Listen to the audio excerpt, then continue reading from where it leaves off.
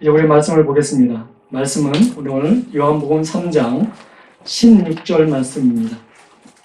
한 절만 보도록 합니다. 요한복음 3장 16절입니다. 다 같이 합독하도록 하겠습니다. 요한복음 3장 16절입니다. 하나님이 세상을 이처럼 사랑하사 독생자를 주셨으니 이는 그를 믿는 자마다 멸망하지 않고 영생을 얻게 하려 하심이라. 아멘. 잠시 기도하겠습니다. 아버지 하나님 감사합니다. 이제 하나님 앞에 말씀을 듣고자 합니다. 전하는 자나 듣는 자가 하나님 앞에 온전히 있사오니 주여 친히 주께서 종의 입술을 여시고 하나님의 말씀을 말씀되게 증거케 하여 주셔서 듣는 모든 심령 위에 하나님의 은혜가 충만케 하여 주옵소서. 이곳에 모인 주의 백성들 주의 은혜의 날개를 품으사 늘 말씀으로 승리하는 복된 공동체 되게 하여 주옵소서.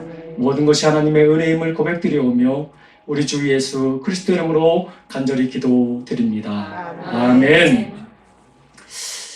완연한 봄이지요. 봄이 되면 이렇게 봄을 맞이하는 비가 내립니다. 참 아름답습니다. 저희 동네에도 여러 공원이 있고 뒤에 동산도 있는데 이제 생명력이 자라나는 모습을 보게 됩니다. 아, 나무가 다 죽었구나라는 생각이 들었던 그 모습 속에서 새롭게도 싹이 나고 또 잎이 피고 꽃이 피는 것을 보면서 참 너무 아름답다라는 것을 보게 됩니다. 그 아름다움을 보면서 하나님의 섭리가 너무 놀랍다라는 것을 새삼 또 느끼게 됩니다. 한 물리학 천재가, 물리학자가 어두운 하늘을 바라보면서 눈물을 흘렸다고 합니다. 왜 그러냐면 그 어두운 밤하늘에 빛나는 그 별들을 보면서 하나님을 찬양하고 하나님의 은혜를 생각하니 눈물 날 수밖에 없다라고 고백하는 것을 보았습니다. 사랑하는 성도 여러분, 하나님은 이 땅을 너무 아름답게 창조하셨습니다. 그래서 우리가 어떻게 알 수 있습니까? 성경을 보게 되면 하나님이 이 땅을 창조하신 후에 보시기에 좋았더라 라고 말씀하신 것을 우리가 알 수 있지 않습니까? 특별히 여러분, 이 땅이 좋은 이유가 무엇이냐면 맑은 공기도 있고 풍부한 물도 있고 적당한 온도와 좋은 에너지 자원들이 풍부하기 때문에 좋은 것도 있겠지만 이 땅을 다 그렇게 만드신 다음에 하나님의 형상을 닮은 사람을 거기에 놓으셨기 때문에 하나님은 더 좋았더라고 말씀하셨습니다. 하나님은 최적의 환경을 만드신 후에 우리를 만드셨습니다. 그냥 만드신 것이 아니라 하나님의 형상을 담도록 만드셨습니다. 하나님의 인격과 하나님의 생각과 하나님의 마음을 담게 하셨고 또 교제할 수 있도록 우리 그의 생기를 불어넣어서 영적인 존재를 만드셨을 뿐만 아니라 하나님이 만드신 모든 것을 다스릴 수 있는 권세까지도 우리에게 주셨습니다. 여러분, 이것을 보면서 하나님이 우리가 얼마나 사랑을 주셨는지를 우리는 알 수가 있습니다.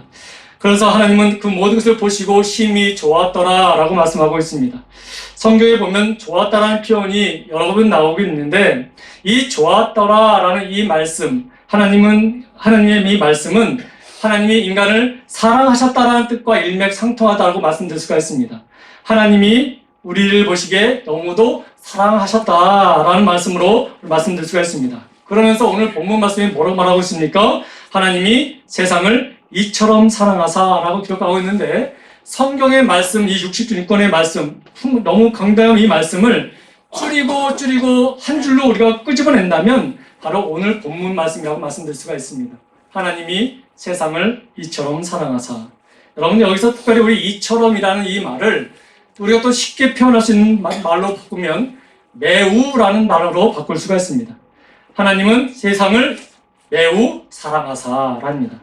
근데 여러분, 그 세상을 사랑하는 이유가 뭐라고요? 세상이 아름답고 꽃이 아름다워서 세상을 사랑하사라고 말씀하시지 않냐시고 우리를 보면서 하나님의 형상을 닮은 우리를 보시면서 우리를 사랑하셨다라고 말씀하고 있습니다. 그래서 이 말씀을 다시 다른 말로 바꿔 말씀드리면 하나님이 인간을 매우 사랑하사라고 말씀을 바꾸어서 우리가 해도 큰 무리가 없다라고 말씀드릴 수가 있습니다. 여러분, 하나님이 인간을 사랑하신다는 이 말씀은 우리가 좀 더 우리 구약적인 부분을 살펴보게 되면 스바냐서 3장 17절에 이 하나님이 우리를 사랑하시는 것을 어떻게 표현하고 있는지 한번 우리가 잘 보여주고 있는데요. 우리 함께 이 시간 이 스바냐 3장 17절 말씀을 한번 함께 합독하도록 하겠습니다. 함께 읽습니다.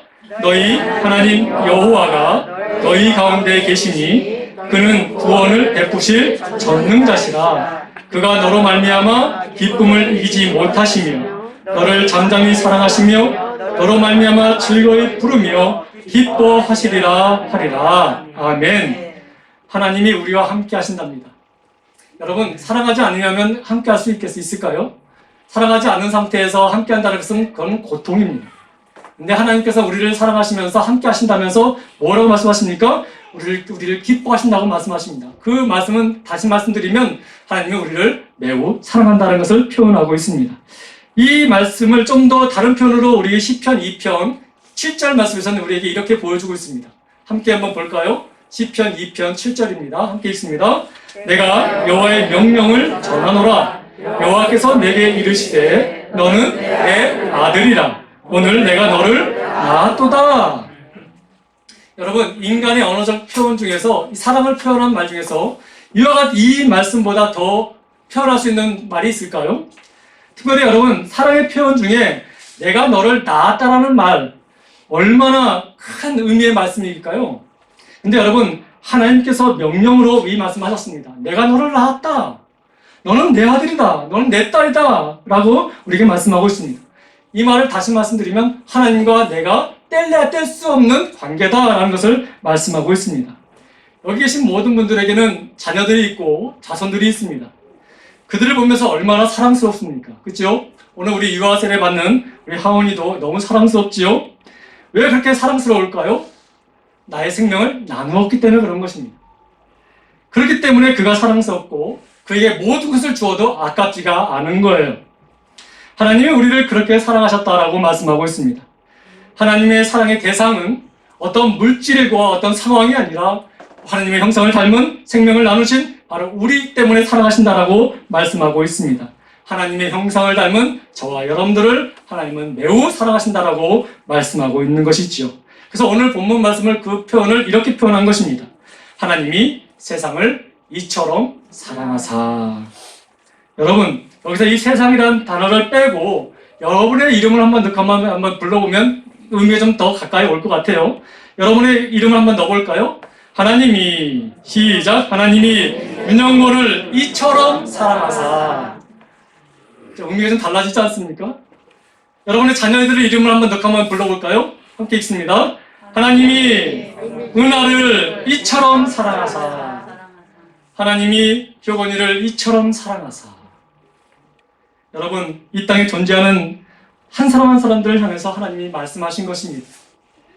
인간을 사랑하기에 최적의 환경을 마련해 주셨고, 그리고 하나님께서 우리의 하나님의 모습을 담게 하셨고, 또 하나님께서 그 세상을 다스릴 수 있는 권세까지 주셨으며, 내가 너와 함께 한다고 말씀하시면서 너는 행복한 자라고 우리에게 말씀하신 하나님, 여기 하나님의 사랑이 묻어있음을 우리는 알 수가 있다는 것입니다.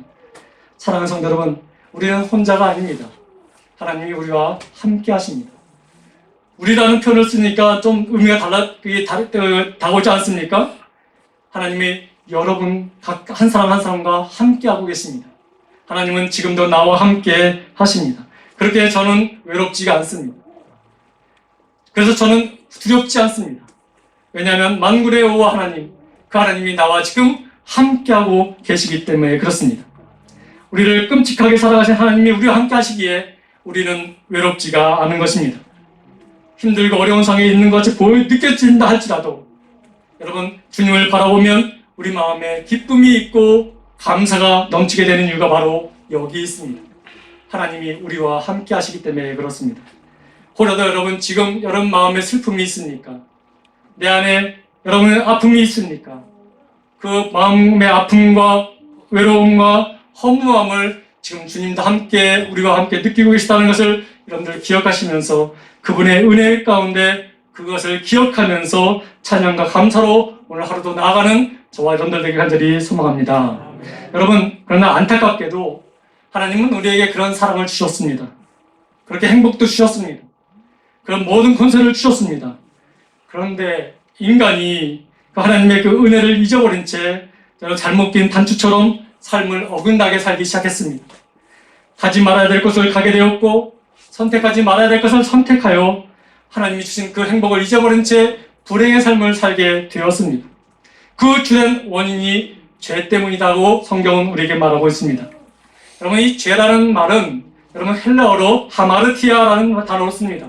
그것을 의미를 정확하게 살펴보면 관역에서 빗나갔다는 뜻입니다. 여러분, 우리 로마서 3장 23절 한번 볼까요? 뭐라고 말합니까? 모든 사람이 죄를 범하였음에 하나님의 영광에 이르지 못하더니, 하나님께서는 인간을 만드실 때 원래 하나님의 영광에 이르게 하셨다고 말씀하신 것입니다. 근데 여러분, 이 죄가 말미암아 하나님의 영광에 이르지 못하게 만들었다고 말하는 것이죠. 그래서 여러분, 이 죄가 그래서 우리에게서는 반드시 벗어버려야 될 근짐이라고 말씀드릴 수가 있습니다. 여러분, 죄가 얼마나 고통스러운지 한번 아시겠습니까? 여러분, 제가 다윗을 들어서 예를 한번 드릴게요. 다윗이 죄를 범했습니다. 그 죄가 얼마나 무거웠던지 그가 그 죄를 느끼는 순간 밤마다 눈물로 그 침상을 적셨다고 말합니다. 심지어는 그 눈물이 얼마나 많았는지 그 벽에 담을 정도였다라고 말하는 것을 우리가 볼 수 있습니다. 얼마나 고통스러웠는지 자신의 육체와 자신의 영혼이 수척해졌고 영혼의 기쁨을 완전히 소멸되었고 구원의 강력도 잊어버렸으며 하나님이 주신 행복마저도 잃었다고 그는 호소하는 모습을 우리에게 보여줬습니다. 죄는 이만큼 고통을 심각하게 우리에게 주고 있는 것이라고 말씀드릴 수가 있는 것이지요. 죄 때문에 우리에게 고통이 왔습니다. 죄 때문에 하나님과의 관계가 끊어졌습니다. 죄 때문에 하나님이 주신 기쁨과 하나님이 주신 은혜와 하나님이 주신 행복을 다 소멸시켜버렸습니다. 이것을 깨닫고 느끼다 보니까 바울은 이 죄에 대한 고통이 얼마나 큰지를 이렇게 고백하고 있습니다. 로마서 7장 24절 말씀입니다. 한번 보여주겠습니까? 함께 읽겠습니다. 오호라, 나는 곤고한 사람이로다. 이 사망의 몸에서 누가 나를 건져내랴. 죄로 인한 고통이 얼마나 크다는 것을 바울은 지금 이 성경을 통해서 우리에게 보여주고 있다는 것입니다. 인간은 아무리 여유롭게 사는 것처럼 보여도 이 죄가 날마다 우리의 짐이 되었기 때문에 우리는 고통스러울 수밖에 없는 것입니다. 남들보다 좀 더 가지면 괜찮을 줄 알았습니다. 남들보다 좀 더 건강하고 좋은 것을 먹으면 괜찮을 줄 알았습니다. 그러나 어느 정도 지나가면 또 다른 목마름을 또 우리에게 짐이 되는 것을 느끼게 되지 않습니까? 여러분, 이 원인이 바로 죄라는 것인데 이것을 우리에게서 떠나게 하지 않냐면, 해결받지 않냐면 이 고통은 계속해서 우리에게 임하고 있다는 것이지요. 이것을 보신 하나님께서 우리를 그냥 방치해놓지 않으셨습니다. 창세전부터 우리를 구원하시기 위해서 예정하신 그분을 우리에게 보내셨는데 그분이 누구시냐면 바로 예수 그리스도이십니다. 그분이 이 땅에 하나님의 말씀대로 순종하고 이 땅에 오셨습니다. 오셔서 무엇을 하셨습니까? 우리의 경배를 받으신 것도 아니고 우리에게 어떤 것을 해준 것도 아니라 주님은 순종하여 이 땅에 오셔서 무엇을 하셨냐면 바로 이런 일을 하셨습니다. 로마서 5장 8절 말씀입니다. 주님이 하신 일을 우리에게 보여주고 있는 말씀인데 한번 보겠습니다. 우리가 아직 죄인 되었을 때에 그리스도께서 우리를 위하여 죽으심으로 하나님께서 우리에 대한 자기의 사랑을 확정하셨느니라. 여러분, 우리를 위해 죽으셨다라고 하십니다. 하나님께서, 성자 하나님께서 이 땅에 오셔서 경배를 받으신 것이 아니라 우리를 위하여, 우리를 살리시기 위해서 죽임을 당하셨다라고 말하고 있습니다. 근데 그때가 언제였습니까? 우리가 거룩할 때 그랬습니까? 아니라는 것이죠. 우리가 아직 죄인 되었을 때라고 말했습니다. 지난주에도 우리가 이 부분을 우리가 살펴보지 않았습니까? 인간이 죄를 해결받을 수 없었을 때에, 이 해결할 수 있는 능력이 없을 때에, 죄의 고통 속에 있을 그때에 우리를 사랑하사 독생자 아들 예수 그리스도를 이 땅에 보내셨고 우리를 회복시키고자 하시기에 그 십자가의 고통을 다 지게 하시며 거기서 생명을 다하게 하셨다는 것입니다. 사랑하는 성도 여러분, 오늘 이 종료주일은 그 고난의 직접적인 그것을 걸어가시기 위해서 오신 날, 그날을 우리가 기념하며 드리는 날입니다. 독생자를 이 땅에 보내서 우리를 대신해 죄값을 치르게 하신 하나님의 놀라운 사랑을 이제 보여주시기 위해 시작하시는 그날이 바로 이 종료주일이라고 말씀드릴 수가 있습니다. 그 사랑을 묵묵히 실천해 가시는 예수님을 보시기 바랍니다.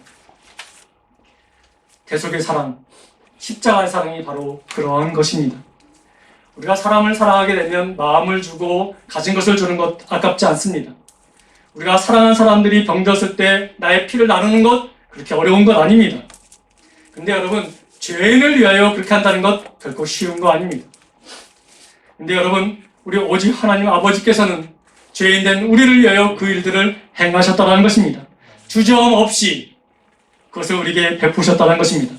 그래서 여러분, 성경은 오늘 본문을 통해서 우리에게 증언합니다. 하나님이 세상을 이처럼 사랑하사 누구를 주셨다고요? 독생자를 주셨다고. 많은 아들 가운데 한 분을 주신 것이 아니라 많은 아들 가운데 한 분을 준다는 것도 쉬운 건 아닌데 하나밖에 없는 아들을 우리를 위해 주셨다는 것을 말씀하고 있습니다. 여러분, 이 놀라운 십자가의 사랑으로 우리는 어떻게 되었습니까? 성경은 우리에게 이렇게 증언합니다. 여러분, 이사야서 53장 5절 하반절 말씀만 읽겠습니다. 함께 읽습니다. 그가 징계를 받음으로 우리가 평화를 누리고 그가 채찍에 맞음으로 우리는 뭘 얻었다고요? 나음을 얻었다라고. 그분의 십자가의 은혜의 사랑으로 우리가 죄의 용서를 받았다라는 것입니다. 그분의 십자가의 그 완전한 사랑으로 말미암아 우리가 죄에서 자유함을 얻게 되었다고 말씀하십니다. 심지어는 우리에게 나음을 주셨다라고 말씀하고 있습니다. 여러분, 우리가 이 놀라운 하나님의 그 십자가의 그 완전한 사랑을 우리가 기억한다면 우리가 살면서 짓는 죄를 거기서 억눌리지 아니하고 그 사랑을 우리가 기억하면서 참된 진정한 자유와 평안을 다시 누릴 수 있는 은혜가 우리에게 있게 되었다는 것입니다. 그러하게 여러분의 가슴에 이 십자가의 은혜의 죄사함을, 그 은혜를 회복시키는 그 은혜의 놀라운 은혜를 여러분 날마다 기억하는 은혜가 있기를 소망합니다.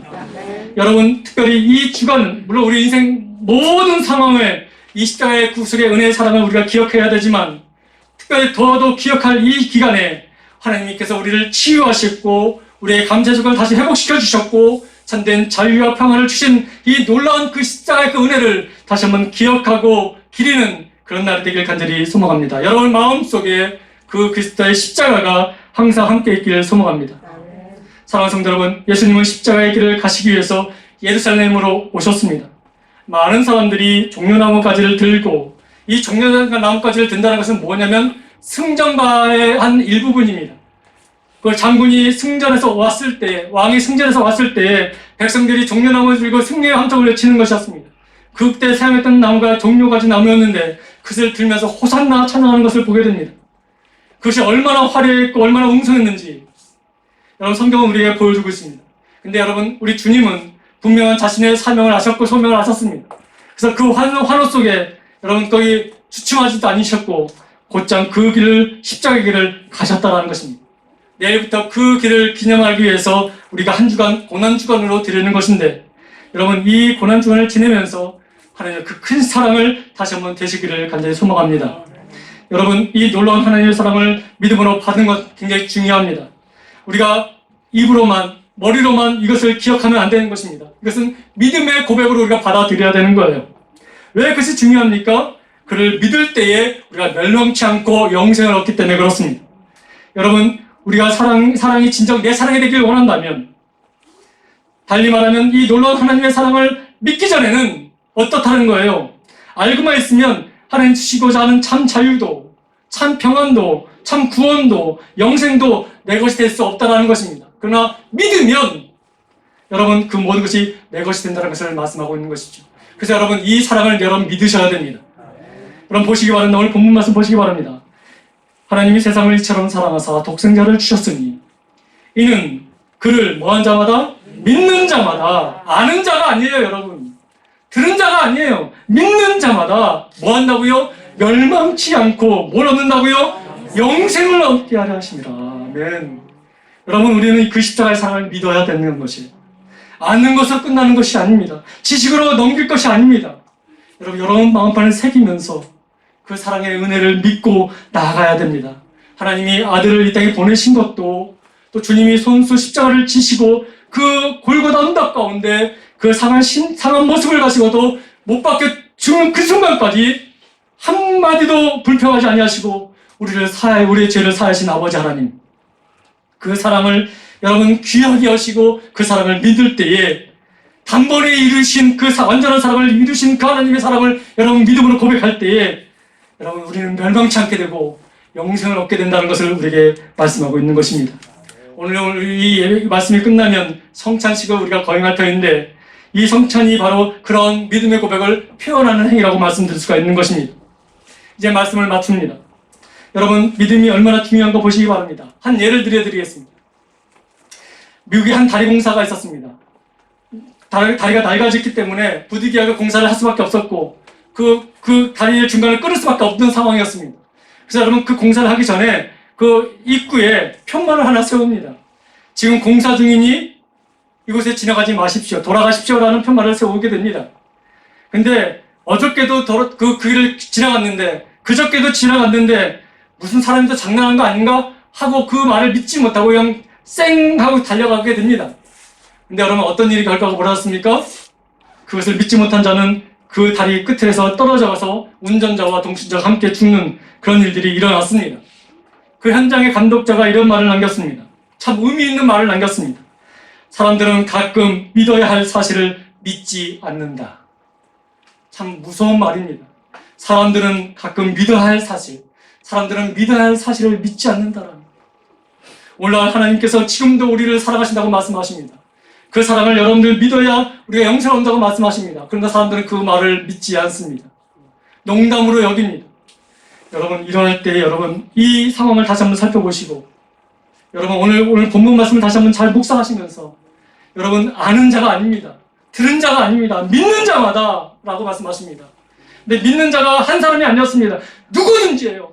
여기 믿는 자가 누구든지는 무슨 말입니까? 죄인도 그렇고 부자도 그렇고 가난한 자도 그렇고 병든 자도 그렇고 남녀노소 할 것 없이 모든 사람들이 믿기만 하면 멸망에서 건지시고 영생을 준다는 하나님의 약속이 우리에게 있다라는 것입니다. 사랑하는 성도 여러분, 그러기 때문에 여러분 이 구원을 인도하시는 이 믿음을 여러분들 소유하기 바랍니다. 여러분 다시 한번 말씀 정리하면서 여러분들에게 묻습니다. 여러분들에게는 이 구원으로 인도하는 영생으로 인도하는 이 믿음이 여러분 마음에 있습니까? 우리 주님은 열두의 혈루증 앓은 여인의 믿음을 보시고 그 병을 낫게 하셨습니다. 삭개의 믿음을 보시고 그를 죄를 용서하여 주셨습니다. 십자가에 매달린 강도의 믿음을 보시고 구원을 허락하여 주셨습니다. 스데반 집사의 믿음을 보시고 하늘문을 열어 주셨습니다. 우리가 믿음을 보시면 하나님은 이 약속의 말씀 멸망치 않고 영생을 허락하신다는 그 믿음의 약속을, 말씀의 약속을 우리에게 분명히 주실 줄 믿습니다. 십자가의 주님이 나의 죄를 위하여 돌아가셨음을 믿는다면 그 믿음을 고백하고 그 삶을 드러낸다면 사망에서 생명으로 지옥에서 영생으로 우리는 구원받게 될 것입니다. 그것은 사람의 말이 아니라 하나님이 약속하신 말씀이기 때문에 그렇게 이루어집니다. 중요한 것은 우리 하나님께서 우리에게 주신 이 십자가의 완전한 사랑을 우리가 믿는 거예요. 돈을 잃을 수 있습니다. 건강도 잃을 수 있습니다. 사업도 잠깐 어려움을 처할 수 있습니다. 그러나 여러분 구원으로 인도하고 영생으로 인도하는 이 믿음만큼은 절대 잃어버려서는 안 되는 것입니다. 하나님 아버지께서 나를 끝까지 사랑하신다는 것을 절대로 잊지 마시기 바랍니다. 사람들이 우리에게 손가락질하고 우리를 외면하고 우리를 무시한다 할지라도 하나님만큼은 우리를 끝까지 붙잡고 계신다는 것을 믿으시기 바랍니다. 그 사랑 앞에 여러분 날마다 믿음으로 나아가는 저와 여러분들 되길 소망합니다. 우리 한 주간 십자가의 그 은혜의 사랑을 다시 한번 생각하면서 충만한 하나님의 은혜 가운데 하루하루를 승리의 삶을 살아가는 저와 여러분들 되길 간절히 축원합니다. 기도하겠습니다. 아버지 하나님 감사합니다. 모든 것이 하나님의 은혜입니다. 아버지 하나님 정말 값없이 받는 줄 알았는데 오늘 말씀을 통해서 그것이 값없는 것이 아니라 정말 세상에서 어떤 것보다 중요하다는 것을 깨닫게 되었습니다. 주여 하나님, 우리의 인생길에 많은 것을 잊어버리고 산다 할지라도 오직 주님이 주신 그 사랑만큼을 잊지 않고 살아갈 수 있게 하여 주옵시며 특별히 여기 모인 주의 백성들 날마다 그리스도의 사랑의 믿음의 고백으로 살아가면서 세상에 줄 수 없는 기쁨과 은혜와 행복 속에 하나님 기쁨으로 살아갈 수 있는 복된 인생들 다 되게 하여 주옵소서. 이제 성례와 성찬을 또 아버지 앞에 진행하려고 합니다. 아버지 그것 또한 하나님께서 인도하여 주옵시고 아버지 참여하는 모든 자에게 하나님의 은혜가 넘치게 하여 주옵소서. 아멘. 감사드리며 우리 주 예수 그리스도 이름으로 간절히 기도드립니다. 아멘. 아멘.